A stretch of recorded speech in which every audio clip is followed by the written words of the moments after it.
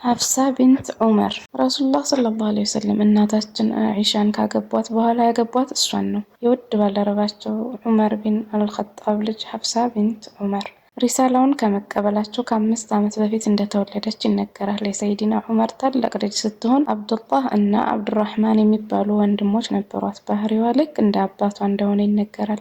ረሱሉላህም ሰለላሁ ዐለይሂ ወሰለም ዑመርን አቡ ሐፍስ ብለው ይጠሩት ነበር፣ በልጃቸው ሐፍሳ ስም። ከአባቷ በፊት እስልምናን እንደተቀበለች የሚናገሩ ዘገባዎች አሉ። አይ ይቀድሟት ነበር የሚል ዘገባም አለ።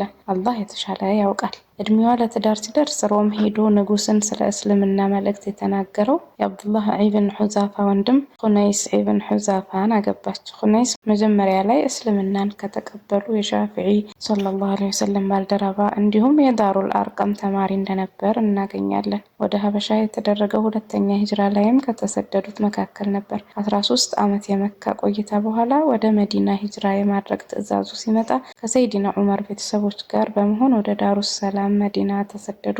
ባሏ ኹነይስ በረሱሉላህ ሰለላሁ ዐለይሂ ወሰለም ዘንድ ተወዳጅ ባልደረባቸው ነበር። ከበድር ዘመቻ በኋላ ግን መቆየት አልቻለም፣ ወደ አኼራ ተሸጋገረ። ከሐፍሳ ጋር በነበራቸው የትዳር ቆይታ ልጅ ማግኘት አልቻሉም ነበር። ሐፍሳም ባሏን ያጣች ሴት ሆነች። የልጃቸው ብቻዋን መቅረት ያሳሰባቸው አባቷ አልፋሩቅ የበድር ዘመቻ ወቅት ሚስታቸውን በሞት ያጡትን ሰይዲና ዑስማን ልጃቸው ሐፍሳን ማግባት ከቻሉ ሊጠይቁ ወዳሉበት ይሄዳሉ። ጥያቄውን ሲያቀርቡለት በሀያቸው የሚታወቁት ዚኑረይን አስቤበት ልንገርህ አሉት። ከትንሽ ቀናቶች በኋላ ሰይዲና ዑመር ተመልሰው ዑስማን ጋር ሄዱ። ሲሄዱ ዑስማን ሶላታቸውን እየሰገዱ ነበር። ዑመር ሶላታቸውን እስኪጨርሱ መጠበቅ ጀመሩ። ሰይዲና ዑስማን ግን ለዑመር መልሳቸውን ላለመንገር ዑመር ደክሟቸው እስኪሄዱ ድረስ ሶላታቸውን አስረዘሙ።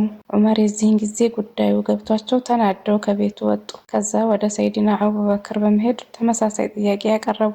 ሰይዲና አቡበክርም ዝም አሉ። የእርሳቸው መልስ ከዑስማን ምላሽ በላይ አናደዳቸውና ረሱሉ ሰለላሁ ዐለይሂ ወሰለም ጋር ስሞታቸውን እንዲያቀርቡ ሄዱ። ውዱ መልእክተኛም ሰለላሁ ዐለይሂ ወሰለም የፋሩቅን ስሞታ ሰሙና ፈገግ ብለው እያዩት ያ ዑመር ዑስማን ከልጅህ የተሻለ ሰው ያገባል፣ ልጅህ ሐፍሳ ደግሞ ከዑስማን የተሻለ ሰው ታገባለች አሉት። እንዳሉትም ሻፊዒ ረሱል ሰለላሁ ዐለይሂ ወሰለም ሐፍሳን አገቧት። ሰይድና ዑስማን ደግሞ ልጃቸው ኡሙ ኩልሱምን ያገባሉ። ዑመር ከሻፊዒ ቤተሰብ ጋር የሚተሳሰሩበት ገመድ በመፈጠሩ እጅግ ተደሰቱ። አቡበክርና ዑስማን ጥያቄውን ውድቅ ያደረጉት ረሱሉ ሐፍሳን ሲያነሱ ስለሰሙ ነበር። ልክ ሰይድና አቡበክርና ዑመር የረሱሉላህ ሰለላሁ ዐለይሂ ወሰለም ቅርብ ባልደረባ እንደሆኑት ሁለቱ ልጆቻቸው እናታችን አኢሻና ሐፍሳም ቅርብ ጓደኞች ሆኑ። ሐፍሳ ልክ እንደ ሌሎቹ ሚስቶቻቸው ውጪ ላይ ብዙ እንቅስቃሴ የላትም። ይልቅ ሐፍሳ የምትታወቀው ዘወትር ሌይል ሶላት በመቆም ተከታታይነት ባለው ጾሟ በዙህዷ እና ቁርአን አዘውትራ በመቅራት ነበር። ሐፊዘል ቁርአንም ነበረች። ከረሱሉላህ ሰለላሁ ዐለይሂ ወሰለም የዘገበቻቸው ሐዲሶች 60 ሲሆኑ አብዛኞቹ ስለ ረሱሉ ዒባዳዎች የሚገልጽ ነበሩ። ቂርአታቸው እንዴት እንደነበር፣ ቂያሙል ሌይል ሲሰግዱ እንዴት ሆነው እንደሆነ ሁሉንም በዝርዝር ትገልጻለች። ከረሱሉላህ ሰለላሁ ዐለይሂ ወሰለም ጋር ባላት የትዳር ህይወት ጥሩ ጊዜ እንዳሳለፈች በሰፊው እናገኛለን። ነገር ግን ረሱሉ ሰለላሁ ዐለይሂ ወሰለም ሐፍሳን ሊፈቷት የተቃረቡበት ክስተት ተከስቶ ነበር።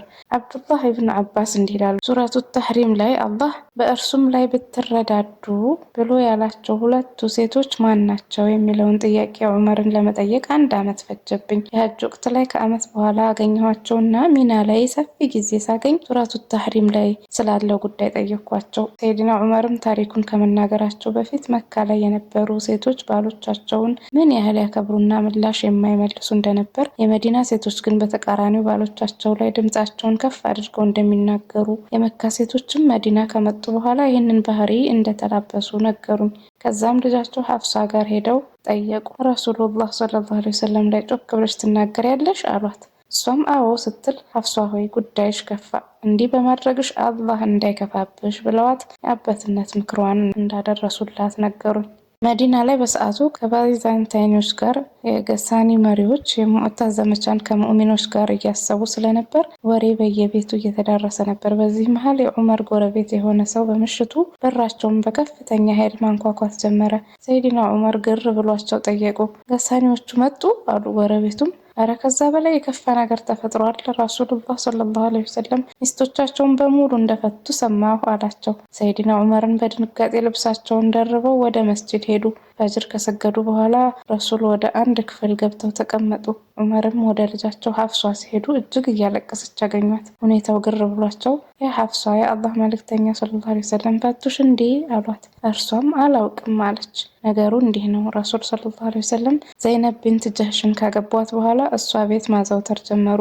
እርሷም ዘንድ ቆንጆ አድርጋ የምታዘጋጀውን ማር ይመገቡ ነበር። በዚህ ወቅት እናታችን አይሻ ቀናተኛ እንደመሆኗ እሷና ሐፍሷ አንድ ላይ በመሆን መልእክተኛው ወደ እነርሱ ዘንድ ሲመጡ መጋፊር ወይም ጥሩ ሽታ የሌለው የፍሬ አይነት ነው እየሸተተኝ በልተው ነው የመጡት እንላቸዋለን ተባባሉ። የአላህ መልእክተኛ አይሻ ጋር ሲመጡ ጠየቀቻቸው። እሳቸውም አይ ከዘይነብ ቤት ማር ነው የበላሁት፣ ጥሩ ሽታ ከሌለው ካሁን በኋላ አልመገብም አሉ። ሐፍሷ ጋርም ሲሄዱ ተመሳሳይ ጥያቄ ሲቀርብላቸው ረሱል ሰለላሁ ዐለይሂ ወሰለም ተመሳሳይ መልስ መለሱ። ከዛም አላህ ይህንን አያ አወረደ።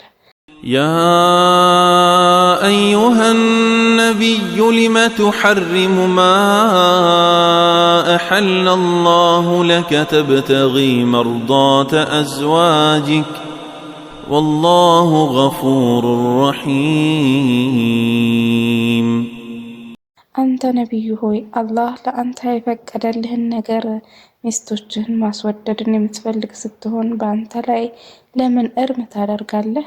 አላህም እጅግ መሐሪ አዛኝ ነው። አላህም ቀጥሎ እንዲህ ይላል፣ وإن تظاهرا عليه فإن الله هو مولاه በእርሱም ላይ ብትረዳዱ አላህ እርሱ ረዳቱ ነው። ከዚህ በኋላ በረሱሉና ሚስቶቻቸው መካከል ክፍተት ተፈጠረ። ከነሱ ርቀው መስጂድ ተቀመጡ። ሰይድና ዑመር ረሱሉ ሰለላሁ ዐለይሂ ወሰለም ጋር ነገሩን ለማረጋገጥ ሄዱ። ሰላምታ ከተለዋወጡ በኋላ ቀጥታ ስለ ልጃቸው ከማውራታቸው በፊት እንዲህ አሉ። ያ ረሱሉላህ ሰለላሁ ዐለይሂ ወሰለም እኛና ቁረይሽ ሴቶቻችን ላይ የበላይ ነበርን። መዲና ስንመጣ ግን ሴቶቻችን ወንዶች ላይ የበላይ ይሆናሉ አሉ። ከዛ ረሱሉላህ ፈገግ አሉ። ሚስቶቻቸውን ፈተው እንደሆነም ጠየቁ። ነቢዩላህ ሰለላሁ ዐለይሂ ወሰለም አልፈታሁም አሏቸው። ዑመር በደስታ አላሁ አክበር አሉ። ረሱል ወደ ሐፍሷ ጋር ይሄዱና ያ ሐፍሷ በአንቺ ጉዳይ ላይ ጅብሪል ወደ እኔ መጣ፣ ሐፍሷን መልሳት፣ አትፍታት፣ እርሷ ጿሚና ላይ የምትቆም ነች፣ በጀነት ላይ ሚስትህ ነች አለኝ አሏት። ሱብሃንአላህ ምን አይነት ማዕረግ ነው! እናታችን አይሻ ንጽህናዋን አላህ እንደመሰከረ ሁሉ የሐፍሷ ደግሞ ዒባዳዎቿ በጌታዋ ተመሰከረላት። እንዴት ያለጣ ነው! ረሱል ሰለላሁ ዐለይሂ ወሰለም ካረፉ በኋላ ራሷን ከብዙ ጉዳዮች እንዳገለለች እና ዒባዳዎች ላይ ብቻ ትኩረት ታደርግ እንደነበር ይናገራሉ።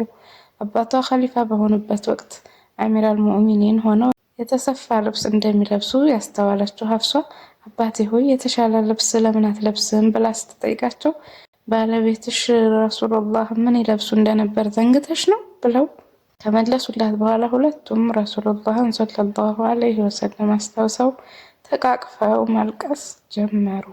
በኋላ ላይ አባቷ የፈጅር ሶላት እያሰገዱ በስለት ሲወጉ ሰሃቦች መቆጣጠር እስኪያቅታቸው ድረስ ውድ ልጃቸው ሐፍሷ ጮች። በዚያ መሃል አባቷ ወደ እርሷ ዞረው ልጄ ሆይ ተረጋጊ፣ ረሱል ሰለላሁ ዐለይሂ ወሰለም ሟች በቤተሰቡ ከልክ ያለፈ ለቅሶ ምክንያት አዛ ይሆናል ያሉትን ንግግር አታስታውሽምን? በማለት እንደዚያ ክፉኛ በሚደሙበት ወቅት እንኳን ይመክሯታል። ያ ዑመር አባቷን ካጣች በኋላ ልክ እንደርሳቸው የቲሞችን ቤቷ ታሳድግ እንደነበር ይነገራል። የፊትናው ጊዜም ራሷን ከሁሉም ነገር አግልላ ነበር። ወደ መዲና ሂጅራ ካደረጉ ከ45 ዓመት በኋላም ውድ ሐፍሷ ወደ አኺራ ተሸጋገረች። አብደላህ ኢብን ዑመር እና አቡ ሁረይራ ጀናዛዋን ተሸክመው አልበቂዕ ላይ ቀበሯት። የአላህ እዝነትና ሰላም በሐፍሷ ላይ ይሁን።